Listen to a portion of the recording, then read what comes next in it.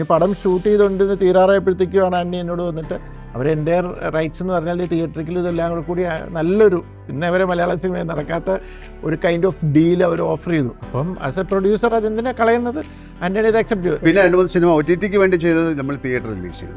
അതൊക്കെ അത് മോശമായിപ്പോയി. ശ്രീലങ്ക ചെയ്ത ആദ്യത്തെ ആക്ടർ ഒരു ജീപ്പ് ഓടിച്ചുകൊണ്ട് ആനയിൽ ഇടിച്ചിട്ട് ഇയാൾ മരിച്ചുപോയി.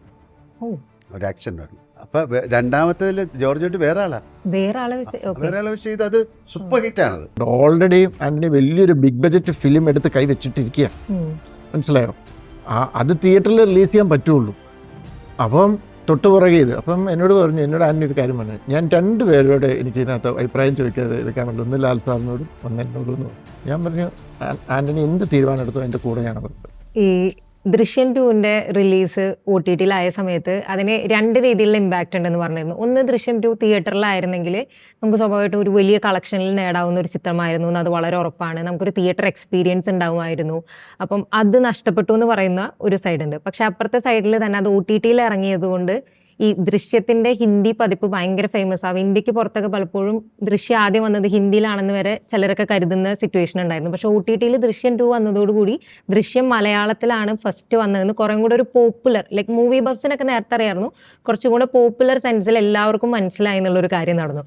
അപ്പോൾ ഈ ദൃശ്യം 2ന്റെ OTT റിലീസിനെ നിങ്ങൾ 3 പേരും എങ്ങനെയാണ് കാണുന്നത്? അതിൻ്റെ ഒരു ലാർജർ എക്സ്പീരിയൻസ് ആണോ അല്ലെങ്കിൽ തിയേറ്റർ മിസ്സായി എന്നുള്ളൊരു ഫീലിംഗ് ഉണ്ട്? നമ്മൾ ആ സിനിമ, ദൃശ്യം എന്നൊരു സിനിമ അറിയപ്പെടാനോ അല്ലെങ്കിൽ മലയാള സിനിമ അറിയപ്പെടാനോ സഹായിച്ച ഒരു ഘടകമാണത്. അപ്പോൾ അങ്ങനെ ഒരു ഇപ്പോൾ കോവിഡ് വന്നു, പിന്നെ OTT-യിൽ അത് സിനിമ വന്നു, അല്ലെങ്കിൽ ഒരുപക്ഷെ ഇത്രയും അറിയപ്പെടേണ്ട കാര്യമില്ല. ഇപ്പം ഞാനൊക്കെ പുറത്തൊക്കെ സഞ്ചരിക്കുന്ന സമയത്ത് ബീഹാറിലുള്ള ആൾക്കാർ അല്ലെങ്കിൽ രാജസ്ഥാനിലുള്ള ആൾക്കാർ, ജയ്സൽമേറിലുള്ള ആൾക്കാർ, നമുക്കൊരിക്കലും പ്രതീക്ഷിക്കാത്തൊരു ഫാമിലി വന്ന് വിനിസ് ദൃശ്യം 3 കമ്മിങ് എന്ന് ചോദിക്കും. അപ്പം നമ്മൾ പലപ്പോഴും ചോദിച്ചു ഏതാ കണ്ടെന്ന് ചോദിച്ചാൽ അവരെല്ലാം മലയാളം കാണാനാണ് ഇഷ്ടപ്പെടുന്നത്.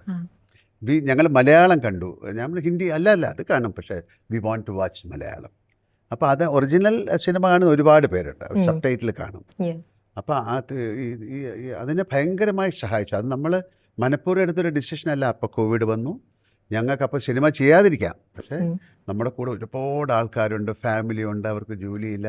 ആ കോവിഡ് സമയത്ത് ഏറ്റവും കൂടുതൽ സിനിമ ചെയ്ത ആൾ ഞാനാണ്. ഞാൻ 5, 6, 7 സിനിമ ചെയ്തു. പിന്നെ 2-3 സിനിമ OTT-ക്ക് വേണ്ടി ചെയ്തത് നമ്മൾ തിയേറ്റർ റിലീസ് ചെയ്തു. അതൊക്കെ അത് മോശമായിപ്പോയി. അല്ല, അതിപ്പോൾ ഒരു 100% ദൃശ്യം എന്നുള്ള സിനിമ OTT-യിൽ വന്നതിൽ ഒരുപാട് ഗുണങ്ങൾക്ക് ഞങ്ങൾക്കുണ്ടായി. അത് തിയേറ്റർ കളക്ഷനേക്കാളിലും കൂടുതൽ കേരളം അല്ലെങ്കിൽ മലയാള സിനിമയെ പുറം ലോകത്തേക്ക് എത്തിച്ചൊരു സിനിമ എന്ന് നമുക്ക് വളരെ അഭിമാനത്തോടെ പറയാം. ഞങ്ങൾ നേര് ചെയ്യാനായിട്ട് തിരുവനന്തപുരത്ത് താമസിക്കുമ്പോൾ ഹയത്തിൽ താമസിക്കുമ്പോൾ അവിടെ അഫ്ഗാൻ പ്ലെയേഴ്സ് ക്രിക്കറ്റ്. അപ്പോൾ ആ സമയത്ത് ഞാൻ ജിമ്മിൽ നിൽക്കുമ്പോൾ അവിടെ ഒരു അഫ്ഗാൻ പ്ലെയർ ശാന്തി മായാദേവി ഉണ്ടായിരുന്നു. അപ്പോൾ എന്തോ ഇങ്ങനെ സംസാരിച്ചിട്ട് എൻ്റെ നേരെ കൈ കൊണ്ട് നിൽക്കുന്നുണ്ട്. അപ്പോൾ ഇനി ശാന്തി എന്നെ വിളിച്ചിട്ട് പറഞ്ഞു, സാർ ദൃശ്യത്തിൻ്റെ ഡയറക്ടർ എന്ന് പറഞ്ഞിട്ടുണ്ട്. അപ്പോൾ ഞാൻ ചോദിച്ചു, പുള്ളി കണ്ടിരിക്കുന്ന മലയാളം വേഷനാണ്, അഫ്ഗാൻ ക്രിക്കറ്റ് പ്ലെയറാണ്. ഒരുപാട് പേരുണ്ട്. പിന്നെ നമ്മളും അന്ന് ഇത് OTT-യിൽ ഇറങ്ങിയാലാണോ നല്ലത്, തിയേറ്ററിൽ ഇറങ്ങിയാണോ നല്ലത്? നമുക്കപ്പോഴും തിയേറ്ററാണ് ഇപ്പോഴും. ഈ സിനിമ അന്നൊരു ആക്ഷേപം ഉണ്ടായിരുന്നു, അത് തിയേറ്ററിൽ ഇറക്കിയില്ല എന്ന് പറഞ്ഞു. സത്യം പറഞ്ഞാൽ നമ്മൾ തിയേറ്ററിൽ റിലീസിന് വേണ്ടിയിട്ടാണ് ഇത് ചെയ്തത്.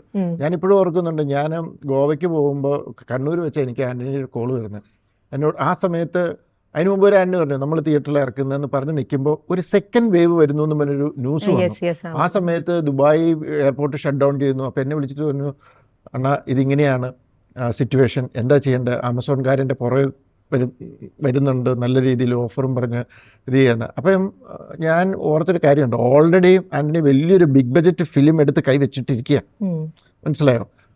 അത് തിയേറ്ററിൽ റിലീസ് ചെയ്യാൻ പറ്റുള്ളൂ. അപ്പം തൊട്ടുപുറകെ ഇത്. അപ്പം എന്നോട് ആൻ്റണി ഒരു കാര്യം പറഞ്ഞു, ഞാൻ 2 പേരോട് എനിക്ക് ഇതിനകത്ത് അഭിപ്രായം ചോദിക്കാതെ എടുക്കാൻ പറ്റില്ല. ഒന്ന് ലാൽ സാറിനോടും ഒന്ന് എന്നോടും എന്ന് പറഞ്ഞു. ഞാൻ പറഞ്ഞു ആൻ്റണി എന്ത് തീരുമാനം എടുത്തോ എൻ്റെ കൂടെ ഞാനും ഉണ്ട്. എന്താണോ ആൻ്റണിക്ക് ബെസ്റ്റ് എന്ന് തോന്നുന്നു അത് ചെയ്തു. കാരണം നമുക്കറിയാം ഒരു പ്രൊഡ്യൂസറുടെ സ്ട്രഗിളും കാര്യങ്ങളും. അപ്പം ഞാൻ ഓർത്തു, ഓക്കെ, ഈ സിനിമയുടെ വിധി അങ്ങനെയെങ്കിൽ അങ്ങനെ എന്ന് തന്നെ വരുന്നത്. പക്ഷേ ബ്ലെസ്സിങ് ഇൻ ഡിസ്ഗൈസ് പോലെ അതിന് വേറൊരു ഇമ്പാക്റ്റ് കിട്ടി. അതാണ് ഈ പറഞ്ഞ പോലെ ഒരൊറ്റ രാത്രി കൊണ്ട് എല്ലായിടത്തും. ഞാൻ അന്ന് തെലുങ്കിൻ്റെ ഡിസ്കഷനുമായിട്ട് ഇവിടെ മറ്റേ ഹൈദരാബാദ് ഹോട്ടലിലേക്ക്. അപ്പോൾ രാത്രി ഇത് ചെയ്യുന്നു. രാജുവിന് പൃഥ്വിരാജിൻ്റെ കോൾ വന്നിരുന്നു. രാജുവിന് സ്പെഷ്യൽ ഷോ കൊടുത്തിട്ട് എന്നെ വിളിച്ചിട്ട് പറഞ്ഞു, രാജു പറഞ്ഞു, ജിത്തു ഞാൻ പടം കണ്ടു, നന്നായിട്ടുണ്ട്, അടിപൊളി, കൺഗ്രാറ്റ്സ് എന്നൊക്കെ പറഞ്ഞ് വെച്ചു. ഞാൻ പിന്നെ കിടന്നുറങ്ങി. രാവിലെ എഴുന്നേറ്റ് പോയപ്പോൾ 650 WhatsApp messages from all over the world. Nice. ലോകത്തിൻ്റെ പല ഭാഗത്തു നിന്ന് അറിയാവുന്നവരും എങ്ങനെയൊക്കെയോ നമ്പർ സംഘടിപ്പിച്ച് മെസ്സേജസ് വന്ന് കിടക്കുക. 650 മെസ്സേജസ്. അപ്പം അതായിരുന്നു അതിൻ്റെ ഒരു ഇത്. ഈ വൈഡ് റീച്ചിനെ പറ്റി പറഞ്ഞതുകൊണ്ട് തന്നെ ഈ പനോരമയായിട്ടുള്ള ഒരു അസോസിയേഷനെ പറ്റിയും കൂടെ ചോദിക്കണമെന്നുണ്ട്. കാരണം ഇപ്പം അതിനെ പറ്റിയിട്ട് അത് മലയാളത്തിന് പുതിയ വാതിലുകൾ തുറക്കുകയാണെന്നാണ് അന്ന് ഞാൻ സാറിനെ വിളിച്ചിരുന്ന ഒരു സമയത്ത് പറഞ്ഞത്. അതേസമയം തന്നെ ഇപ്പം അതിനെ പറ്റിയിട്ട് നമ്മുടെ ഇപ്പം മലയാളത്തിലെ ഇപ്പം ആൻ്റണി പെരുമ്പാറ അദ്ദേഹത്തിൻ്റെ ഒരു പ്രൊഡ്യൂസർ എന്നുള്ള രീതിക്കുള്ള റൈറ്റ്സ് ഒക്കെ കുറച്ച് കർട്ടൈൽ ചെയ്യപ്പെടുന്നുണ്ടോ, OTT റൈറ്റ്സ്, തിയേറ്റർ സംഭവങ്ങൾ, അങ്ങനെ ഒരുപാട് വാർത്തകൾ അതിനെ ചുറ്റിപ്പറ്റി വരുന്നുണ്ട്. അതിലൊരു ക്ലാരിഫിക്കേഷൻ തരാമോ? ലൈക്ക് പനോരമ നമ്മുടെ കയ്യിൽ തന്നെയാണോ ഫുള്ളായിട്ട് ഫിലിമിൻ്റെ റൈറ്റ് ചെയ്യുക, അതോ ലൈക്ക് ഈ ആക്ച്വലി അസോസിയേഷൻ എങ്ങനെയാണ് വർക്ക്ഔട്ട് ആവുന്നതെന്ന്? അല്ല, അവര് തുടക്കം ഈ സ്ക്രിപ്റ്റ് വായിച്ചപ്പോൾ തൊട്ട് അവർ ഇതിനകത്ത് നമ്മുടെ കൂടെ ഉണ്ട്. അവർക്ക് ഹിന്ദി പാരലായിട്ട് ചെയ്യണമെന്ന് പറഞ്ഞു. അപ്പോൾ അവരെ സംബന്ധിച്ചിടത്തോളം അവർ വന്നു സ്ക്രിപ്റ്റ് വായിച്ചു, അവർക്ക് സ്ക്രിപ്റ്റ് ഇഷ്ടപ്പെട്ടു. പക്ഷെ ചില ഏരിയയിൽ കേരളത്തിൽ വർക്കാകുന്ന പോലെ അവിടെ വർക്കാവത്തില്ല. അപ്പോൾ അവർ പറഞ്ഞു ഞങ്ങൾക്ക് കുറച്ച് ചേഞ്ചസ് വരുത്തണം എന്നുണ്ട്. അപ്പോൾ ഞാൻ ചോദിച്ചു എന്ത് ടൈപ്പ് ഓഫ് ചേഞ്ചസ് ആണെന്ന് പറഞ്ഞപ്പം അവർ പറഞ്ഞു അപ്പോൾ അവർക്ക് വേറെ ഓപ്ഷൻ ഇല്ല, അവർക്ക് അതങ്ങനെ. ഞങ്ങളത് ഇത് ചെയ്തു. അത് കഴിഞ്ഞ് പടം ഷൂട്ട് ചെയ്തുകൊണ്ടിരുന്ന് തീരാറായപ്പോഴത്തേക്കുമാണ് അന്യ എന്നോട് വന്നിട്ട് അവർ എൻ്റെ റൈറ്റ്സ് എന്ന് പറഞ്ഞാൽ തിയേറ്ററിക്കലും ഇതെല്ലാം കൂടി നല്ലൊരു ഇന്നേവരെ മലയാള സിനിമയിൽ നടക്കാത്ത ഒരു കൈൻഡ് ഓഫ് ഡീൽ അവർ ഓഫർ ചെയ്തു. അപ്പം ആസ് എ പ്രൊഡ്യൂസർ അതെന്തിനാണ് കളയുന്നത്? ആൻ്റണി ഇത് അക്സെപ്റ്റ് ചെയ്തു. അതിൻ്റെ അർത്ഥം അതിൻ്റെ റീമേക്ക് റൈറ്റ്സോ ഇതൊന്നും നഷ്ടപ്പെട്ടിട്ടൊന്നുമില്ല. അതിൻ്റെ ഇൻ്റർനാഷണൽ റീമേക്ക് റൈറ്റ്സും ബാക്കി ഡബ്ബിങ് ബാക്കി ലാംഗ്വേജിലെല്ലാം ആൻ്റണിയുടെ കയ്യിൽ തന്നെയാണ്. ഈ മലയാളത്തിൻ്റെ OTT അല്ലെങ്കിൽ അങ്ങനെയുള്ള തിയേറ്ററിക്കൽ അതെല്ലാം കൂടെ അതുമാതിരി ഒരു ഓഫർ കിട്ടുമ്പോൾ പിന്നെ ഇതിനകത്ത് കളയാൻ അത്രേ ഉള്ളൂ. നമ്മുടെ ഈ സിനിമ ഒരുപാട് അവർക്ക് ദൃശ്യമാണ് അവർക്ക് ലോകത്തിലെ ഒരുപാട് സ്ഥലങ്ങളിൽ അവരെ കൊടുത്തിട്ടുണ്ട്. സാറിൻ്റെ അടുത്ത് ഫിലിപ്പൈൻസ് എൻ്റെ കയ്യിലുണ്ട്. ഞാനത് ഫിലിപ്പിനോ ലാംഗ്വേജ് ചെയ്യണമെന്ന് ആഗ്രഹമുണ്ട്. അവരത് ചൈനയിൽ ചെയ്തു, അത് ഭയങ്കര ഹിറ്റായി. അപ്പം അവർക്ക് കോവിഡ് വന്നു. കൊറിയൻ തുടങ്ങാൻ പോകുന്നു. അത് സിംഗള ഭാഷയിൽ ഭയങ്കര ഹിറ്റാണ്. സ്പാനിഷ് അനൗൺസ് ചെയ്തു. സെക്കൻഡ്, അതായത് സിംഗള ഭാഷ ശ്രീലങ്ക ചെയ്ത ആദ്യത്തെ ആക്ടർ ഒരു ജീപ്പ് ഓടിച്ചുകൊണ്ട് ആനയിൽ ഇടിച്ചിട്ട് ഇയാൾ മരിച്ചുപോയി. ഒരു ആക്സിഡൻ്റ് ആയിരുന്നു. അപ്പം രണ്ടാമത്തേതിൽ ജോർജ് വേറെ ആളെ വെച്ച് ചെയ്ത് അത് സൂപ്പർ ഹിറ്റാണത്. എല്ലാവർക്കും അറിയാം ആ ആക്ടർ മരിച്ചു പോയത്. പക്ഷെ ആ സിനിമ അവർ അക്സെപ്റ്റ് ചെയ്ത് ഞാൻ പറയായിരുന്നു. അത് ആദ്യത്തെ ആളല്ല, ഫാമിലിയൊക്കെ ആണ്. അതുപോലെ വേണം ജോർജ് കുട്ടി നാലാമത്തേല് വേറെ ആള് വേണമെങ്കിൽ അല്ല, ഞാൻ അതിനെ കൊണ്ടൊന്നും മേടിക്കത്തില്ല.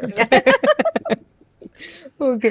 പിന്നെ ഈ അടുത്ത് തന്നെ മാം ഒരു അഭിമുഖത്തിൽ പറഞ്ഞിട്ടുണ്ടായിരുന്നു ഈ നമ്മൾ ഓരോ ലാംഗ്വേജിലും ആക്ട് ചെയ്യുന്നതിൽ ഒരു ഡിഫറൻസ്. മാം ആ ഫസ്റ്റ് മലയാളത്തിലേക്ക് വന്ന സമയത്ത് ഇത്ര മതി എന്ന് പറഞ്ഞത് അത് ഉണ്ടാക്കിയ ഒരു ഷോക്കിനെ പറ്റിയും പറഞ്ഞിരുന്നു. ഇപ്പൊ ദൃശ്യത്തിന്റെ ഓരോ പതിപ്പിലും അഭിനയിച്ചല്ലോ, അപ്പം അപ്പോഴും ഈ ഡിഫറൻസ് ഇപ്പോഴും കണ്ടിന്യൂ ചെയ്യുന്നുണ്ടോ? Like in Malayalam you act in a different way, in Tamil, in Telugu you act in a different way. For Drishyam no, not really. പക്ഷേ ഇപ്പോൾ ഈ ആക്ടിംഗ് എന്ന് പറയുന്നത് it's become very different, very natural. So all over ഇപ്പം എല്ലാം they want that natural kind of acting ആണ്. കൂടുതൽ ചെയ്താൽ മാറും. ഓരോ സ്ഥലത്ത് ഞാൻ ഇത് പറയല്ല, പക്ഷേ നമ്മളിപ്പോൾ തമിഴ്നാട്ടിൽ പോകുമ്പോൾ എൻ്റെ കാര്യങ്ങൾ വേറെയല്ലേ. അവരുടെ വസ്ത്രധാരണം, ഭക്ഷണ രീതി, അവരുടെ വീട്, എല്ലാം തെലുങ്കിൽ പോകുമ്പോൾ വരും. അതെല്ലാ ആർട്ട് ഫോമിലും റിഫ്ലക്ട് ചെയ്യും. അത് നമുക്ക് ഇവിടെയുള്ള കുറച്ചുകൂടെ സെറ്റിൽ ആയിട്ടുള്ള കാര്യങ്ങളാണ്. ഇപ്പോൾ ഒരു വെറുതെ ഒരു മുണ്ടെടുത്ത് ഷർട്ട് എടുത്തിട്ട് പോയെന്ന് പറയാൻ അവർ கொஞ்சம் ഭയങ്കര നല്ല രസമുള്ള ഷർട്ട്. അതായത് നമ്മൾ നോക്കുമ്പോൾ ഇയാൾക്ക് ഇത് ഇടാനുള്ള യാതൊരു പാങ്ങുമില്ല, പക്ഷെ എങ്ങനെ ഇട്ടിരിക്കുന്നു. മേക്കപ്പ് അതുപോലെ ഇവർ എല്ലാ ലാംഗ്വേജിലും അഭിനയിക്കുന്നതല്ലേ. അപ്പം അങ്ങനെ കറങ്ങി വന്ന് ഇവിടെ വന്നിട്ട് കുടുങ്ങിപ്പോയി. അങ്ങനെ പറയാൻ പറ്റില്ല. It's like definitely Malayalam is way above all എന്താ പറയുക, more of natural and എവിടെ ചെയ്താലും മലയാളത്തിൽ ചെയ്തതിന് ശേഷമാണ് you get that proper she's an actor എന്ന് പറയുന്ന അംഗീകാരം. അത് നമ്മൾക്ക് മലയാളത്തിൽ ചെയ്താലേ കിട്ടും. മാത്രമല്ല ഇവിടെ കുറച്ചുകൂടെ നമ്മൾ വളരെയധികം ആക്ടിങ്ങിൽ കുറച്ചുകൂടെ ശ്രദ്ധിക്കും. എസ്പെഷ്യലി ഇങ്ങനെയുള്ള സിനിമയിൽ ഒരു റോങ് ലുക്ക് വന്നാൽ കഥ മാറി. റാണി നമ്മളെ നോക്കുന്ന സമയത്ത് ഒരു ശകലം അല്ല, വളരെ സെറ്റിലാണ് റിയാക്ഷൻ. അപ്പോൾ അത് കൂടുതൽ മലയാളത്തിലെ ഡയറക്ടേഴ്സ് ശ്രദ്ധിക്കും, മറ്റവർ ശ്രദ്ധിക്കുന്നില്ല എന്നല്ല പറയുന്നത്. കുറച്ചുകൂടെ അപ്പോൾ ഇതിൻ്റെ റീമേക്ക് വരുമ്പോൾ അവർക്ക് കുറച്ചുകൂടെ ഈസിയാണ്. അപ്പോൾ പല റീമേക്കുകളും അതേ ഷോട്ടുകൾ തന്നെയാണ് ചെയ്തിരിക്കുന്നത്. അപ്പോൾ അല്ലല്ല അതിൽ ദോശയാണ് തിന്നതെന്ന് പറഞ്ഞാൽ ദോശ തന്നെ കൊടുക്കും. അതെ. അവർക്ക് വേണമെങ്കിൽ ഇഡലി കൊടുക്കാം. പക്ഷെ അങ്ങനെ മോശമായിട്ട് പറഞ്ഞല്ല, അത്രയും കെയർഫുൾ ആയിട്ടാണ് അവരും ഒരു റീമേക്കിനെ. ആൻഡ് എസ്പെഷ്യലി വളരെ സക്സസ്ഫുള്ളായ സിനിമ പലതും റീമേക്ക് ചെയ്തിട്ട് മോശമായി പോയിട്ടുണ്ട്. കാര്യം അതിൽ അവർ എന്തൊക്കെയോ ചേഞ്ചസ് വരുത്തി. നമ്മുടെ ഹിന്ദി സിനിമയെ തന്നെ അവർ ആ കൾച്ചറിലേക്ക് കൊണ്ടുപോകും. ഇപ്പം ഇയാൾ അന്ന് ഒരു എന്താണ് ഒരു കാസറ്റ് കടയൊക്കെ നടത്തിക്കൊണ്ട് ഇരിക്കാൻ പറ്റുന്നില്ലല്ലോ. അപ്പം അതിന് വേറൊരു ജോലി കൊടുക്കും. പക്ഷെ ബാക്കി ഇമോഷൻസും ഫാമിലിയും ഒക്കെ വന്നിട്ടാണ്.